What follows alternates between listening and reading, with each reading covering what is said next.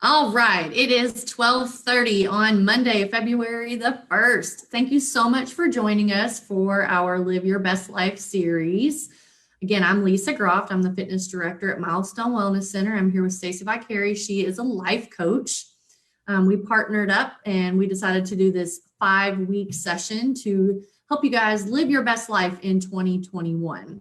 Stacey, you know what? I'm going to wait just a second. I want to get to that. I was going to ask her to explain what she does as a life coach, but I want to get to that. So this week's session is about practicing self-care. That's different for everyone, but Stacey's going to give us some really great pointers. It's going to be mostly her talking today. If she asks me a question, I'll answer, but it's going to be mostly her talking today about how to practice self-care and really take care of your mental wellness. So I'm going to ask her, how does being a life coach help with that? And what do you do and how do you help people practice self-care? So, I think this is one that's really difficult for people. I mean, I think it's different for men and women in different ways. And I think that a lot of people have a hard time sort of putting themselves first, especially women. I think a lot of women struggle with the concept of, wait a minute, I'm supposed to take care of myself before I think about everybody else. And self-care isn't an act of selfishness. Self-care is an act of consciously taking care of oneself. That's really the definition of self-care. It's a conscious act of taking care of yourself. And the way I see it is, I'm going to dive in unless you wanted to say anything else, Lisa. Nope, that's it. Okay. So when I think about self-care, especially in my practice, when I observe how people either do it well or in many cases don't do it at all. And that's my work with them, is to teach them how to do it. I think, through this series, we've talked about different aspects of how to live your best life. And one of those aspects is getting really clear on who you are and the different roles that you play and the needs that you have in those roles.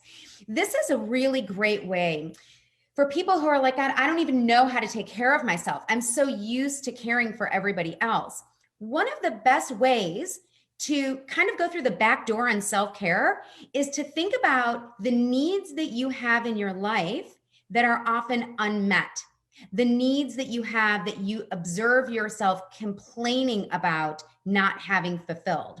And, when we talked last time about developing a support system, in my mind, and I've done a lot of personal training on this, so this is kind of innate for me at this point.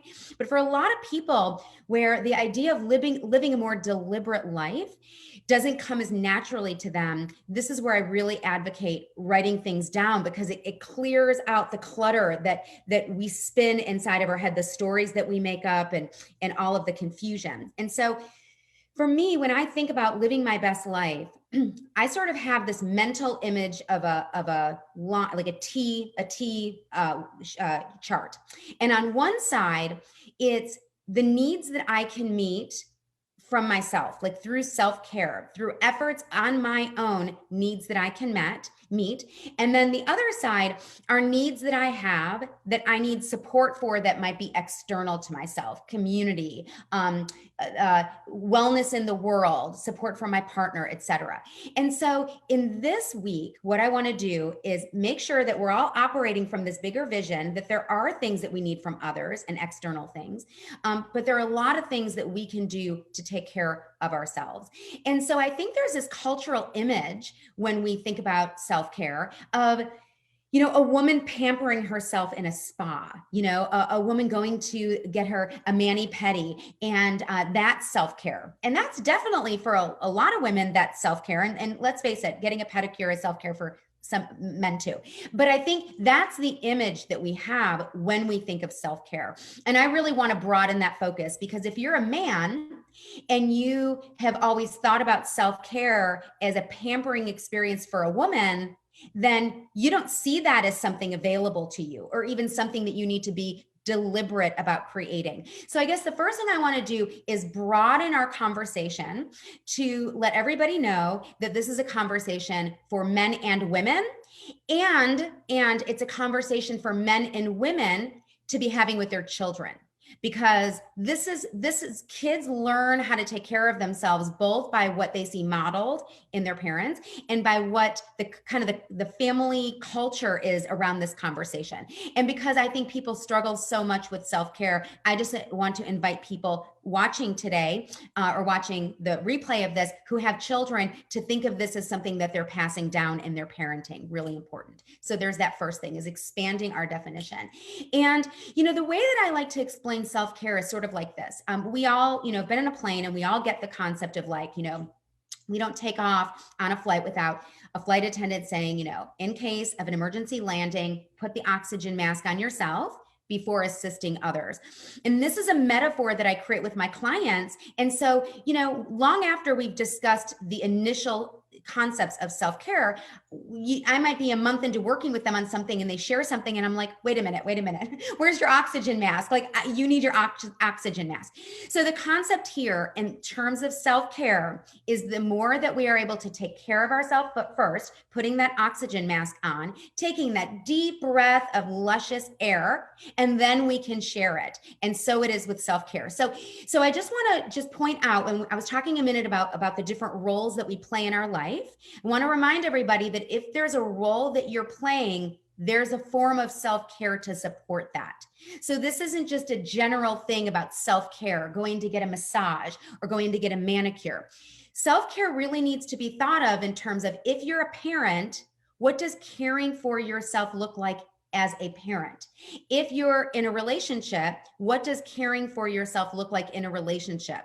With work, what does caring for yourself professionally look like in that part of your life? So that's one action step that I just want to invite people to jot down already, is to go through that list of roles in your life and then to identify what self-care might look like. What is the need you have in that role? And then what could self-care look like? Now, as we go through our segment, I'm going to share some specific examples that may pertain to some of those areas, but it's important for you to have identified your roles first. So as all of you probably watching have sort of gotten a sense of through our series, and I think this is true for both Lisa and I in terms of our styles and our personalities, we are really strategic people. So I think that we have a tendency to think first and then act based on what we've decided is a thoughtful approach to acting. And so in this regard, I would say that it's important to do this as well with self-care. And so I really recommend creating a self-care strategy. So how do we create a self-care strategy? Well, it gets back to some of the tools that we've already identified in our series. And the first one is being present and being really mindful, both in the moment and in the anticipation of the moment, of how can I care for myself right now?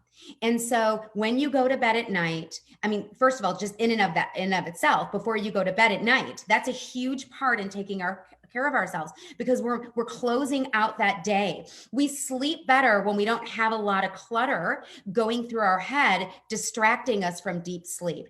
And we wake up more I'll just say exuberant. We wake up more exuberant the next day when we wake up with a clean slate. So the first thing to do, I think, is to try to close out your day, bringing some focus to what will allow you to feel restful and still inside so you can sleep well and start that day. So then when you've kind of looked through the night, then you wake up in the morning, and again, it's beginning to train yourself to think the way you need to think in order to get the results that you want. So when you wake up in the morning, to say, what do I need to take care of myself today?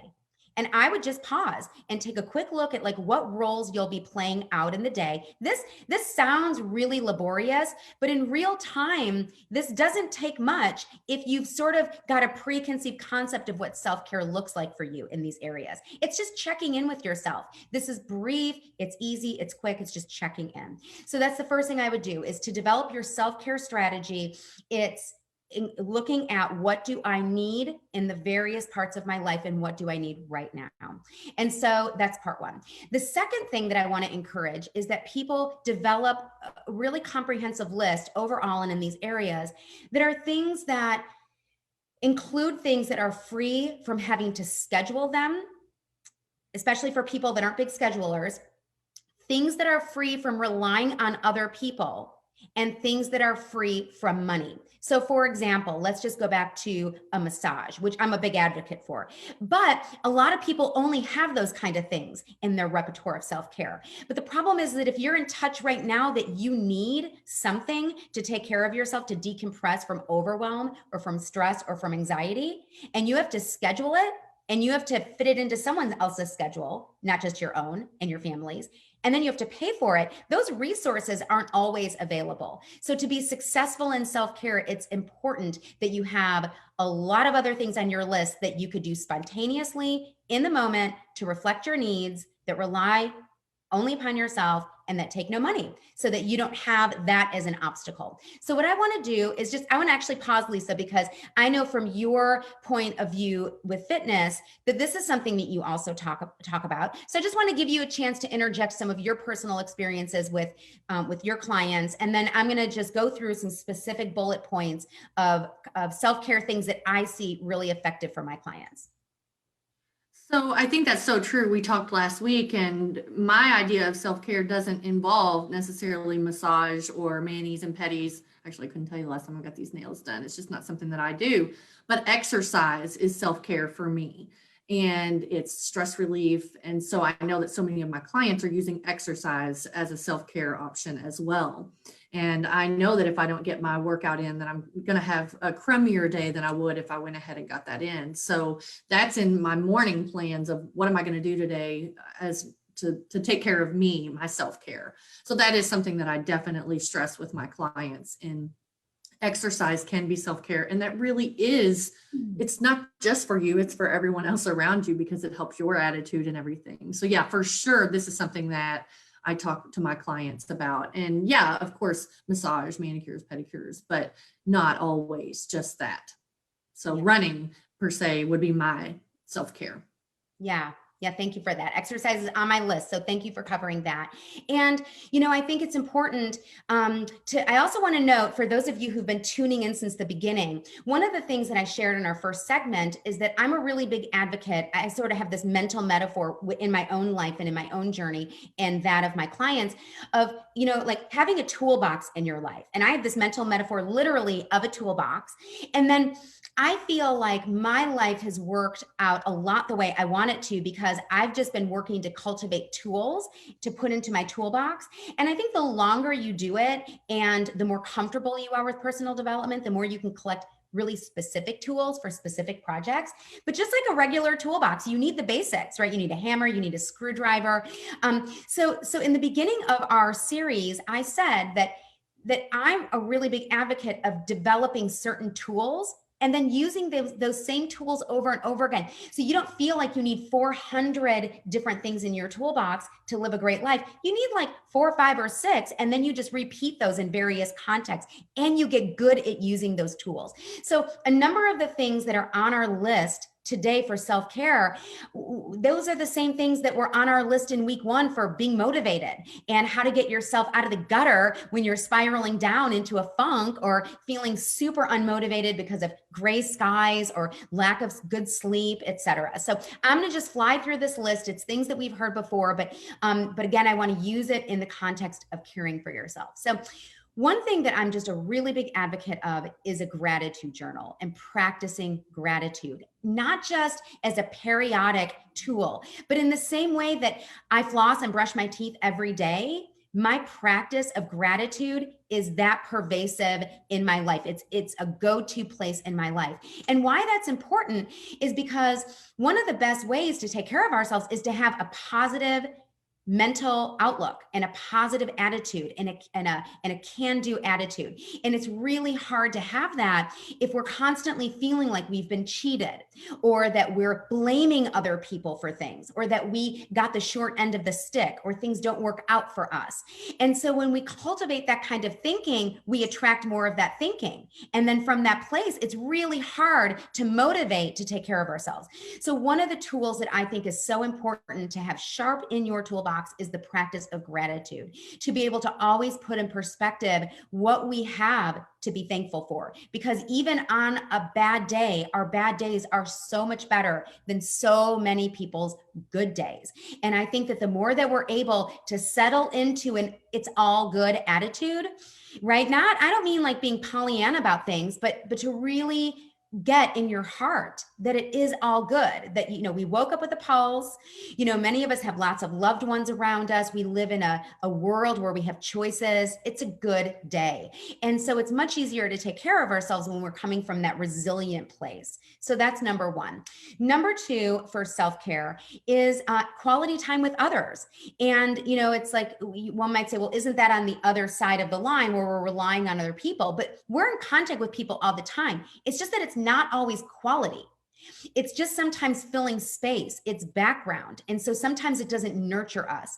So I just want to invite people watching this, if you're a person who's sort of coexisting with someone and you're feeling like you're becoming invisible with them, or they are invisible to you, this is a good moment to pause and realize that we are able to meet our needs better and take care of ourselves better if we feel like our relationships have vitality. So I want to make sure everybody just pauses to make a note of that one.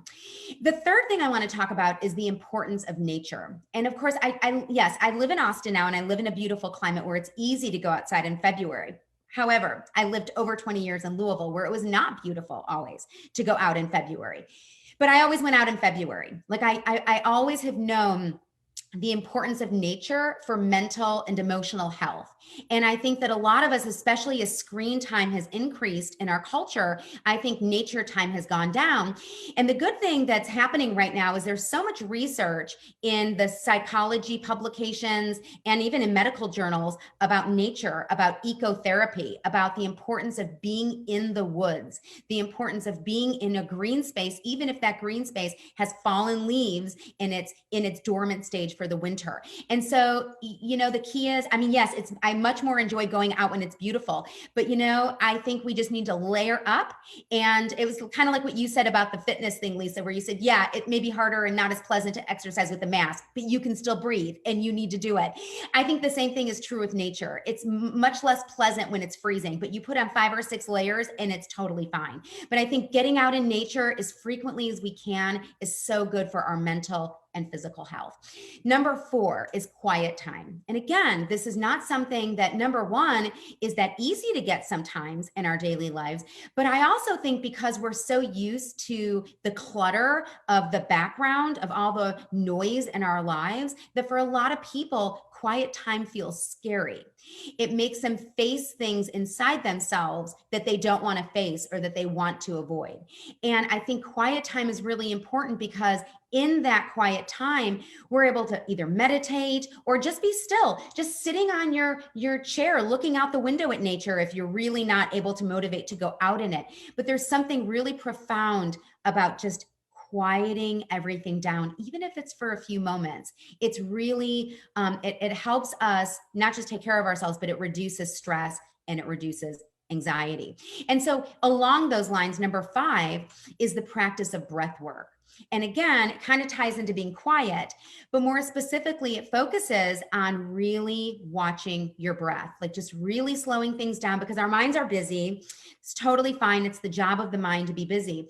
But when we focus on our breathing, even if we're just counting our in and out breaths, even if we're working to inhale 3 or 4 times and to hold that breath for a few counts, and then to more slowly than we breathed in to breathe out. That changes our whole physiology to do that. And it's a wonderful way to take care of ourselves in the moment that we're stressed. So if we're caught in something and we're on a conference call and lots of people are, chiming in and you're really stressed or overwhelmed, when it's not your turn to talk, you can practice this without anybody knowing it. And it's a really great way to take care of yourself. So that's number 5. Number 6, you've heard me say it before, but that's the act of journaling. And I just really want to emphasize journaling doesn't have to be poetic. It doesn't have to be literary. You don't have to be a writer. This doesn't have to be pages and pages.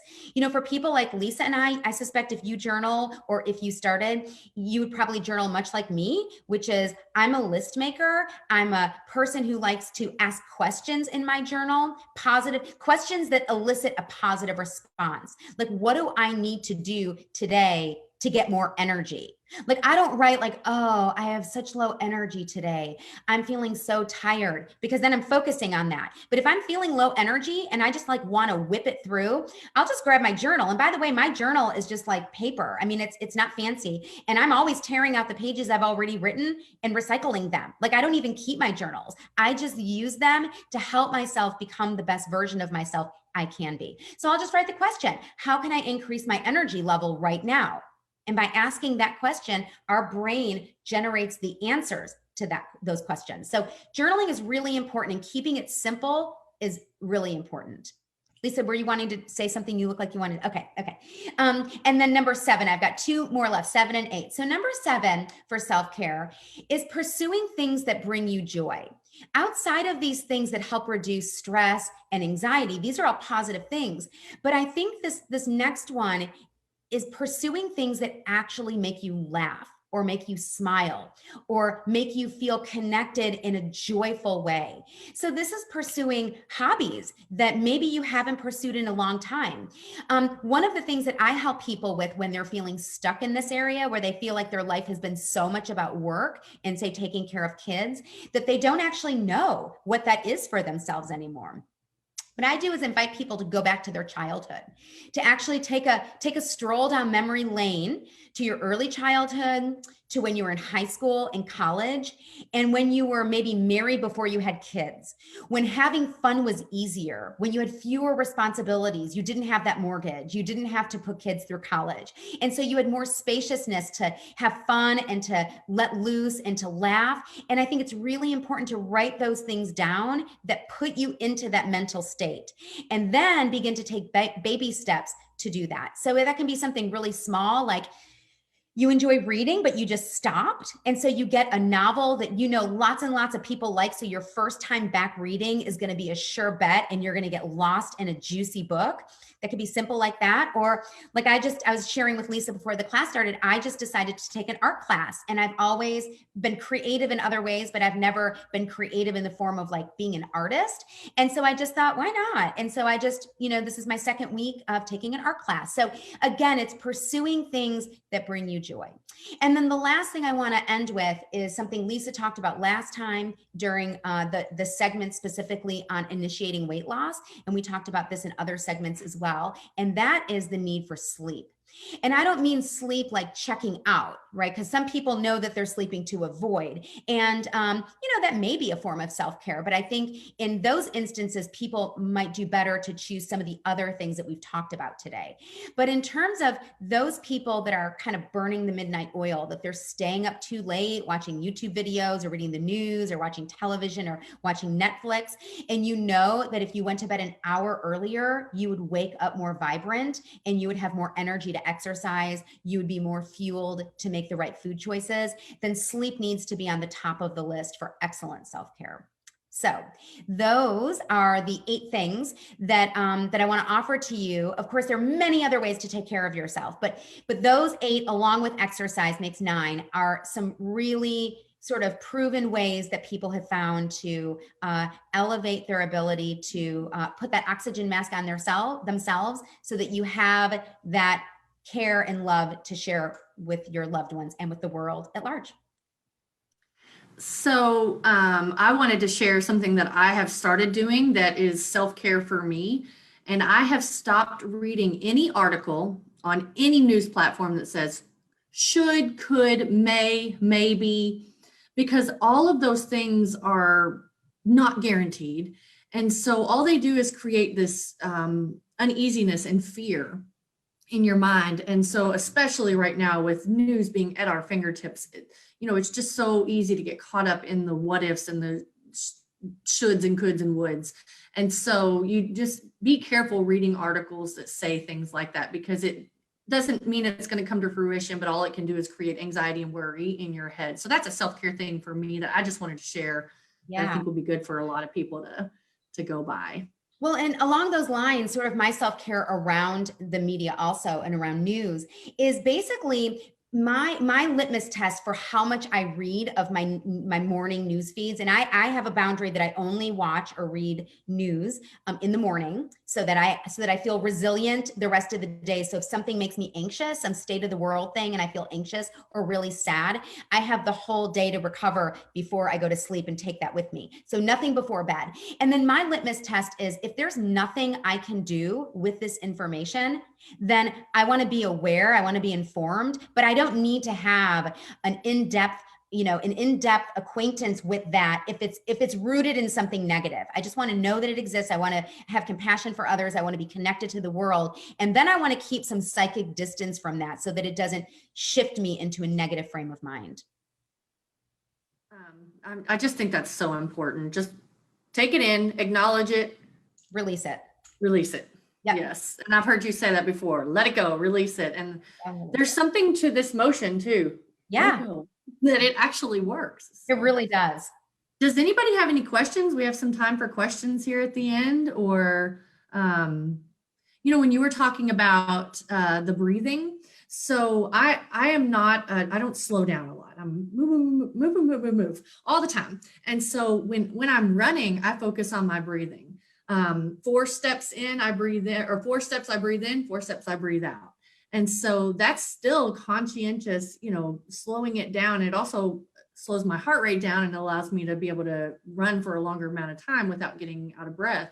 But that's just something that I personally do. So it's so funny when you say these things, I'm like, oh, well, I do that. I just wasn't intentional about it. So, or maybe I just didn't realize that was self-care. So I think it's so good to hear these tips and pointers, because for someone like myself who doesn't necessarily practice self-care or slow down enough to think about self-care, it is something that I'm doing, just maybe subconsciously, but also I think all of us could probably take something from this list today and do better at it. Well, and I just want to make one comment about what you said, Lisa, because this is actually a really important part of my work with people. Is it isn't just helping people change, it's also helping people observe who they already are that's fabulous. Who they already are that's working, who they already are that's quite fine, just the way it is. Like, I'm a big advocate. I love personal development and I love to grow and learn. But at the core, I think I'm totally okay just the way I am. I have strengths and I have weaknesses, and I try to develop my weaknesses because I think those around me, it's easier on them when I develop my weaknesses as much as I, benefit from developing my weaknesses. But at the core of who I am, I feel quite enough. I feel like I'm good enough. I feel like I'm just good. And then from there, I'm elevating on any given day. And so I think it's important what you were saying about your experience running. I'm already doing some of this. I think for a lot of people watching, they could benefit from slowing down and to journal. Like, this would be a great action step, is in what ways am I already taking positive steps in my life? In what ways am I a wonderful person? And just listing those things down when someone's feeling down on themselves or hard on themselves is one of the best ways to practice self-care, actually, is to go from a negative frame into at least a neutral one. But these exercises will actually shift a person into a positive frame of mind. So I'm really glad you brought that up. So let's turn that in. We only have a minute or so left. Let's turn that into calls to action for this week, which you've already given us so many, but just kind of to sum it up. And then next week will be a summary of this 5-week series. Yes. So we already talked about that T table at the start, the T chart, where, looking at your needs and your roles in your life and what are ones that you can work on meeting yourself, and where do you need to ask for some external support, whether that's support or self-care in the form of external things like a massage or something like that. So that's one. I think the other thing is maybe sitting down and carving out some time this week. Especially, I want to focus on the nature piece and the quiet piece, because I think that unless somebody sets that up to be a deliberate commitment, I just think it's really tough. The combination of claiming the time and then the scariness of going quiet, I think, for a lot of people. And so, you can start off small, it can be, and you can layer, we've talked about layering. You can layer the breathing into the quiet time. Great. Then you've accomplished 2. And you could do this in nature. You could go in nature without your phone.